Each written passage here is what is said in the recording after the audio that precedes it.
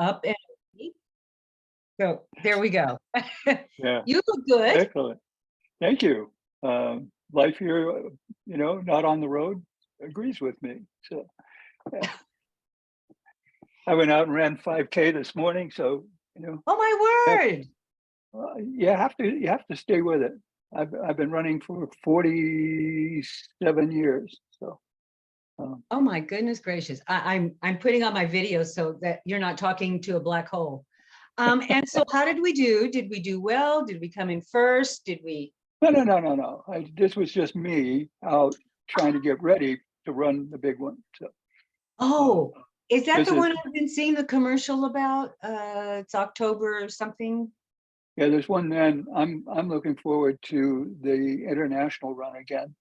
Ah, Starts in El Paso and goes across the Stanton Street Bridge and down to the Chummies Island and back around to the cathedral and then back up and ends at the international boundary on the bridge. So oh my word. yeah, it's a good run. It's a lot of fun. I went with I had two of my grandchildren and my daughter, and I went. We had a great time. So looking forward to doing that one again. But I have to get my body ready. That's great. And how are things here in El Paso as far as Apics, which we don't call Apics anymore, but I still call Apics. So No, it's things are going well. We had our strategic meeting, and we've got a board meeting tonight. We're starting to move forward on a bunch of different initiatives, but we're still trucking along. So we're doing well. This immigration issue isn't impacting the maquilas and back and forth. It's having an impact, but it's not Stonewall. Oh, good. Okay, we got to get going because okay. there are a bunch of people out here. I'm going to put myself back on black because I see everybody else's. Okay, thanks. All right. We're ready. We're ready. Thanks for your support, for being with us. Thank you. We're ready, Chet, on broadcast and recording. All right. Good. All right. Well, welcome everyone. Let's move on to thought of the year. Coming back to that, and this is the 9th month that I've had this up, and every time I look at it, I say, yes, that's where we are. We need to be more in this mode and less in the other mode. But we need to look at how consistency works for us and how we can be more consistent in what we do, because consistency takes us to excellence, and that becomes a strategic strength. So think about that. Just to update where we were last month, I had said that COVID had started to make the charts again. It's rebounding. El Paso actually is staying relatively low. We have less than 10% of the positives are being admitted into hospital. Many of them are staying at home, taking medicine there, and staying away from people for 4 to 5 days until they test negative. Southern Hudspeth County in the Sierra Blanca area are well over 20% of the people coming in are being admitted to the hospital. So not sure why the difference between what we're doing here in El Paso County, other than maybe there's more of us have gotten the vaccine, and that's reducing the impact of the virus. The new vaccine that I told you about 2 months ago, and again last month, is available now by appointment at your favorite pharmacy or Walmart or just about everybody. I'm waiting to see a guy standing on the side of the street with a sign saying, "Get your COVID shot here." The El Paso hospitals are in control mode. They have set aside ER space for people with COVID, And when people come in, they're tested, and if they're positive, they put them into those special spaces so that others coming in and through the ER don't have to or don't get infected or don't get exposed to the virus. And positive tests and ER admissions have dropped slightly during September. And that was sort of expected. If you read the CDC notes, they had expected it to come down a little bit because during the summer, with everybody moving around, traveling and everything, they expected a faster upswing in COVID infections. And then now that travel has dropped back to a more normal level and people are doing the normal things, the infections have dropped, but they expect that they'll start to spike again as we get into colder weather and people move everything indoors. So don't forget to get your shots. While you're there, get your flu shot. You know, there are a bunch of other shots that you can get, but you may or may not need them. That's something you need to check with your doctor.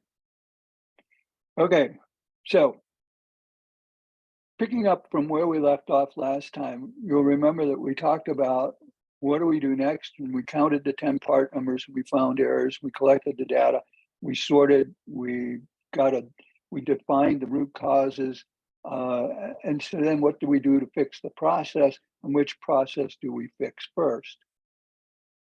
And we made the point that you have to fix the process, not the symptom. If you fix the symptom, it comes back right away.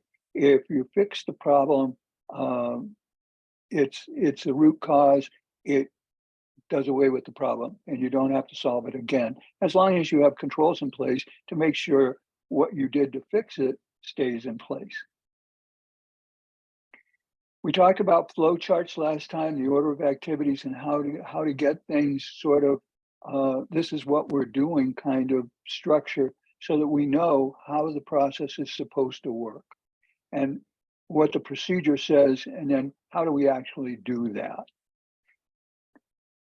We talk about validating our work, so we create the flow chart for the appropriate level, and then we go out, we walk the chart to make sure that that's how the process works. And we talk to the people who are doing the work. They'll tell you whether you're right or wrong. They'll be curious as to what you're writing down, and they'll want to participate, and they'll tell you when you're wrong. They're very helpful that way. They won't tell you what you should be doing, but they will tell you what's wrong.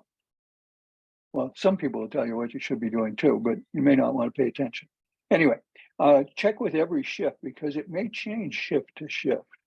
And then find out where do the errors happen in your process. Where do those errors happen? And then identify the step and do a measles diagram on the chart. You take a chart, your flow chart, you look at it, and when you find errors, you put a dot where an error was detected.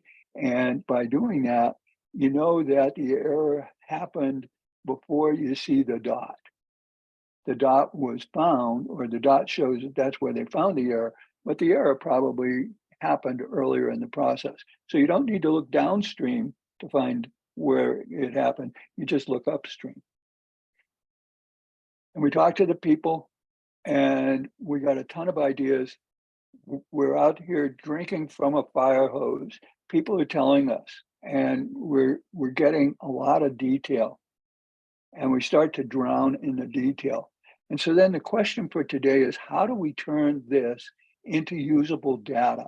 How do we move forward so that we are in line going forward, getting the work done, and making things better?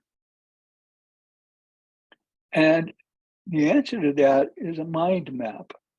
Now, this is sort of a symbolic representation of our brain with all of these things going on and different things lighting up and others not lit up. And so there's a lot of activity there.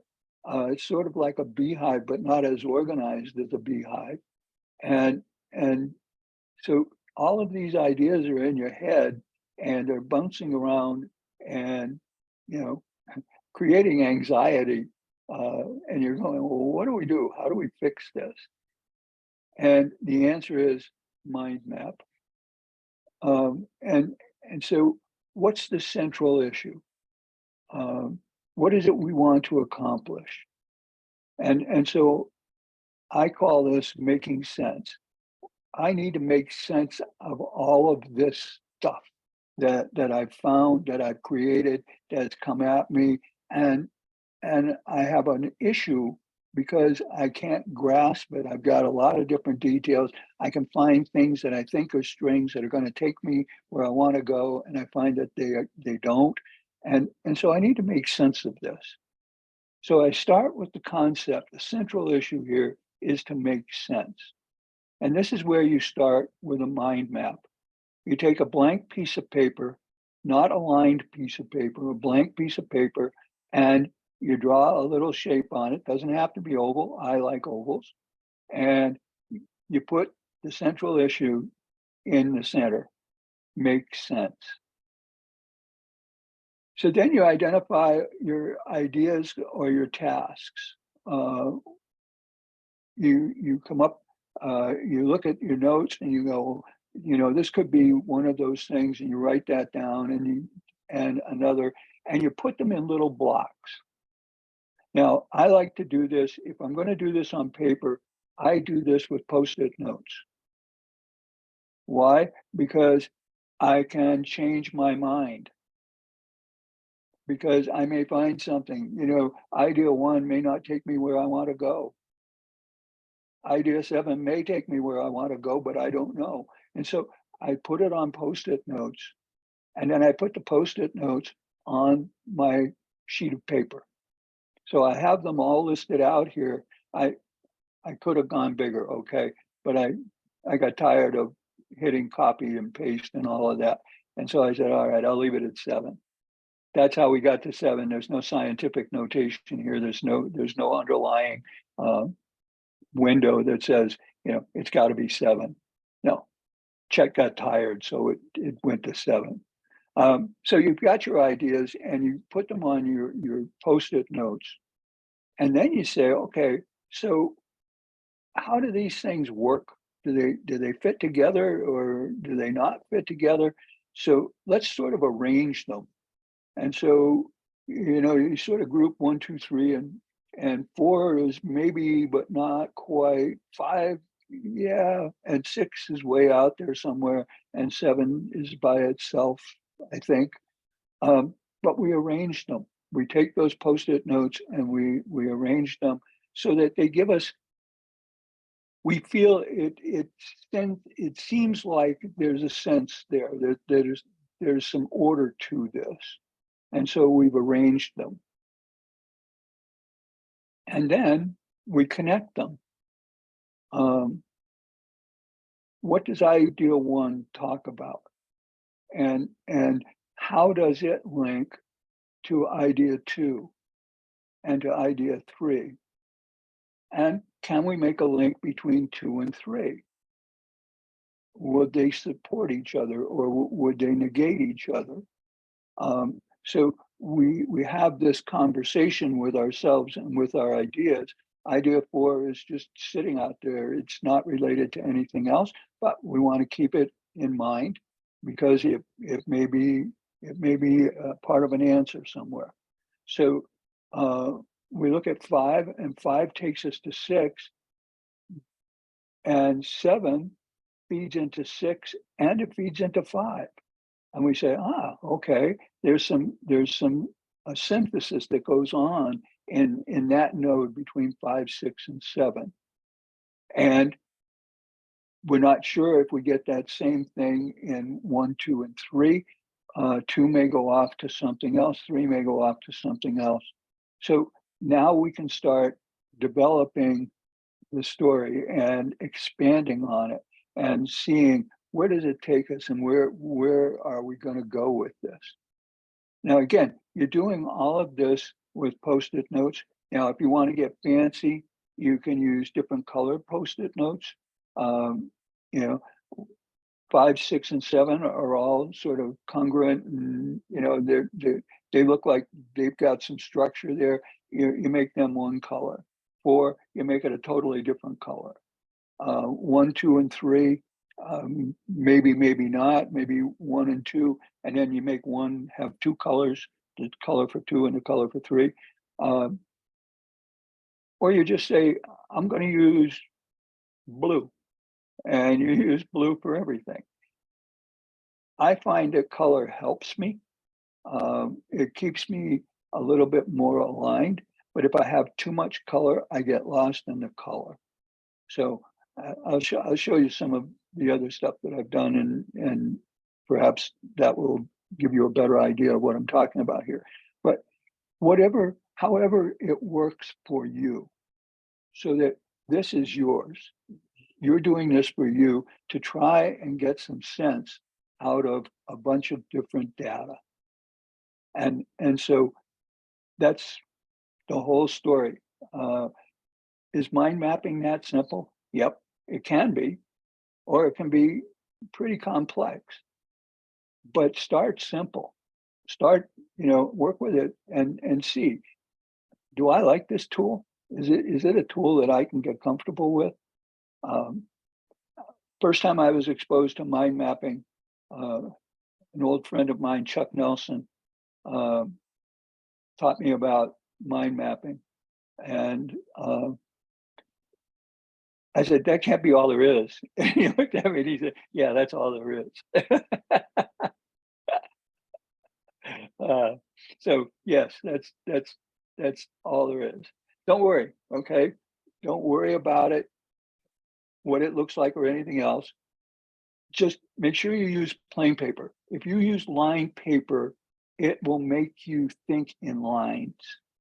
If you use plain paper, it's free, it's open, and you can do that. If you don't want to use Post-its, you can use pencils, pens, markers, paint sets, whatever you've got that you want to do. If it's hand-drawn, that's great. If it's just for you and you can read what you write, do it. If you prefer to have it so you can take it with you and you don't like paper, go with software. There are a lot of software apps out there. We can talk about that for just a second.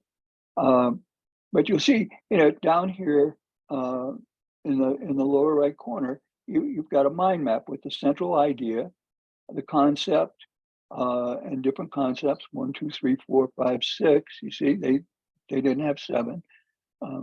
I wanted to be different. Okay. But then the ideas, and it walks all the way out. So if you did it with a computer, it would look like this. If you did it by hand, it would look like this. But it does the same thing. It helps you organize your ideas and the inputs that you're getting, and it helps you see sense and make sense of the chaos. So sometimes you get into this, and this is software drawn. I was using a software called MindNode, and I like it a lot, but they're no longer supporting Apple, so now I have to go and find another brand of mind mapping. I used to have like 5 different apps, but I winnowed it down. So the problem with this one is it doesn't develop. If you look at it, it develops along one line. And so it became a problem solver. But we started with the central, that lozenge shaped thing that looks like a spaceship. We started there, but it didn't go very far. It just sort of exploded in one level, and we didn't develop it out beyond that level. I mean, there are a couple of other levels there, but it's not extensive. It doesn't tell the whole story. And you can see that the right side, yeah, there are 3 different things out there, but none of them really grew. They're sort of one and done kind of topics. So there was a lot to talk about on the one that comes out the left side, but it was monodimensional. And so we didn't get very deep with it. Is that a good thing or a bad thing? It's the thing. All right. There's no good or bad here. It's just a thing. Was it overly helpful? Well, maybe, maybe not. I'm not. I remember the context of this, and we used a mind map to help us get to an answer. We got to that answer, and we said that's enough, and we moved on to something else, which sometimes happens. So this one had a short life. This is 6 to 7 months of work. And this was a project. It ended up being a complete project, about 7 months long down in Querétaro. We started where it says start here and the arrow going down. That's where we started. And we were looking at 5 different aspects in the process. And then you can see how this thing evolved, and it spawned out, and there are other problems that came in and got tied into this, and so the thing expands in both directions. It's expanding laterally, but it's also expanding in height as well. So this is sort of a rounded, pretty good layout. Now you can see that it's got the same thing that's on this one, where you've got a lot of verticality. And that was because we decided that one of the problems was their MRP system hadn't been upgraded in about 12 or 14 years, and we needed to do an upgrade. And so a lot of what you see here is what did we have to do in the upgrade? What did we have to do preparatory to the upgrade? And then once we got the upgrade done, what did we do going beyond that? So those are the kinds of things that get in. And just because you start a mind map today and you get an answer from it, doesn't mean that you can't just take it and put it somewhere and then come back to it and say, this is great, but right now I want to go somewhere else. I want to do something else, but I'll come back to this. This was 6 or 7 months worth of work and detail, and there was a lot of work done there. It was a very successful campaign. It turned the company around and turned them into a significant moneymaker. So, this works and can be used in a number of different ways. It's a good tool. It's cheap. It's easy to use. Anyone can use it, and it's effective, and it works well. Just remember, keep it simple, Chet.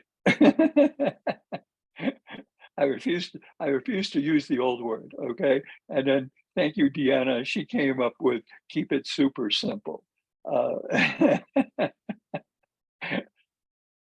She keeps me on the straight and narrow, you know that. She keeps me from shooting myself in the knee. So that's the bottom line. Keep it simple. If you get into doing this, you don't want to start with this. You want to start with this. And then at some point, you may decide that, yeah, I like this tool and I like using this tool and it's really helpful. I'm going to do this. And it'll just happen. Start out by keeping it super simple. There were some good questions that came in. What's the near future for the automotive companies? They're going to make it out of here, out of this, but they're going to end up giving the workers a pretty good deal. And I think that the strikes will be over sooner than later, simply because of the focus that's on them right now. The president was out on the picket line yesterday. I think what we're going to see is we're going to see some more movement. Ford made a good move and made some tacit agreements with the union, and they said, okay, we won't make any more strikes on we're going to keep the strikes we got, but we're not going to expand it. But then they turned around immediately and expanded on General Motors and Chrysler. So I think that the pressure is going to grow, and the three companies will come together and present a good package that will be acceptable. I don't think that they're going to get to 40% and everything else that they want, but I think that they will get a lot. There's the public seems to be leaning in that direction, so I think that's what's going to happen. Is there any benchmark data that could be used, like if X equal the percentage of our stock is obsolete or slow moving, good or bad? There really isn't a fixed benchmark there, but there is a tool, and I will make it part of the next Apics for lunch. It's a tool that's been around for a long time, but it gives you a methodology for breaking out your inventory into active and inactive, obsolete, and gives you a way of segregating the pieces of it, and then working on moving and changing the profile of your inventory. So we'll go through that tool next month. Shortages of raw material, quality problems with suppliers is an ongoing and chronic problem. And the best way to resolve it is to sit down and have a good conversation with your supplier and ask them what they're going to do to fix the problem. And if they don't have a plan within 30 days, start making waves so that you can get another supplier.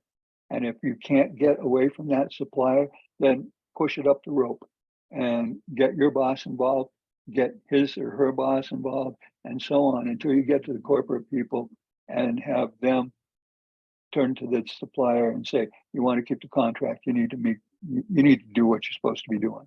So it's hard, but go for it. How to communicate all benefits of supply chain management to a community. We need to have a conversation about that, because we just had our strategic meeting, and that was a lot. We talked about that a lot, and we'll be talking about it some more. Why don't you come and join us tonight? We'll be having our board meeting at our office at 3 Butterfield Trail, Suite 123, and I'd love to have you come and raise that question, because we'll be having wings and pizza, and you're welcome to come. It won't cost you anything. You can come and sit down and join us and raise the issue, because I think right on. Good question. What is the new tool or new updates for MRP systems? I've had 4 different notes on updates in the last 3 days, so there's a lot going on. Most of it is around bringing in AI and doing some things with how they manage data, and most of it is replumbing so that you make better use of cloud storage and you start to get away from your own solid state storage on your own devices, and more of it's getting moved to the clouds. So that's pretty much what's new. They just had the international conference, and there were a couple of vendors there, but they weren't talking about much, from what I understand, other than looking at AI and SaaS, software as a service, is growing again. And I've looked at it several times and gotten involved in a couple of deals where they decided to go with SaaS, And I'm thinking that for smaller companies, it makes a lot of sense. Bigger companies, I don't know, but smaller companies, you get a really good package. You get a really, well-maintained software, and it's all professionally done, and it costs you rental each month. So it's a good way of going at it. It doesn't cost you much up front. You pay forever, but you're going to do that with your regular MRP systems anyway. So what's the best way to set up the logistics parameters for demand planning on time? Okay, I read this the first time, and I'm not sure that I'm answering the right question, but I would start with what you're using today, and then put a process, a project, or a program in place to go back and question them and adjust them to make them shorter. The AWU strike and its consequences sort of covered that already. I think it's going to be a successful strike for the auto workers, and it's good. When I started out, we had auto workers in the Indiana plants, and we had textile workers in the New England plants. And auto workers are a lot more militant than the textile workers, but they both are effective groups. Okay, we're running close to the edge. There are a couple of other things that I just wanted to touch on. We've talked a little bit about obsolete and slow-moving stock, shortages of raw material, and quality problems. Those are greenfield kind of things. AI and the supply chain, yes. And if you haven't started playing with AI, you need to download, Chat GPT or one of those, and just start playing with it a little bit to start getting used to it. It's not scary. Okay, it's not scary. And just go out and play with it a little bit. Now, when you make the turn and you get out of just the big data thing and you start looking at derivative, that's a whole different thing, because now it's going to start telling you answers. It's going to take data and it's going to derive an answer for you and give you the answer. You have to be a little bit experienced in order to get the right answer. So, but get started. Play with it a little, see how it works, see what it can do for you. I've had a lot of fun with it. I've sent out meeting notices that I created out of AI. So go and have fun, have a good time. We'll see you back here next month. If you need anything, if there's something burning and you need a quick answer, feel free to email me. You can do it at president@apexelpaso.org, and it'll get to me, or you can text me if you got my text information. If you don't, text Deanna and she'll get it to me. All right, have a great week. We've got a CLTD class coming up. It's going to be hybrid. That's logistics, transportation, and distribution. And one last thing, who can see your messages? Okay, thanks, Chet. Okay, and then we've got an event. If you'd like to go to this, contact Deanna. And as always, we've got some education courses coming your way. So come join us. We're always ready to teach. Thanks for registering. We'll see you next month. Thank you. Thank you. Okay. Thank you, Chet. Have a good week. You too. So, Patricia, did you like the fact that I talked about Chuck? I'm sorry. Yes, I did. I was muted. So Yeah. very good. Yeah, Sue died. I don't know if you knew that. Yeah. Roger, and Roger sent me a note the other day and asked if I'd heard that. And someone said that Ione Dykstra had died, but I haven't been able to confirm that. So, Oh, that's a shame. No, I did not. I had not heard that. yeah. You know, she was the one who got me out of the chapter and into Apics. So, Oh, really? yeah. A good lady. Yeah, I loved her. She was a delight because she ran teams, and I was on the team for several years. Together, everyone accomplishes more, and we would go to Virginia and take over headquarters and do a weekend thing with a bunch of Apex people, and it was just really good. So I got to work with her very closely for a number of years, and I just enjoyed her. She was just such a nice person.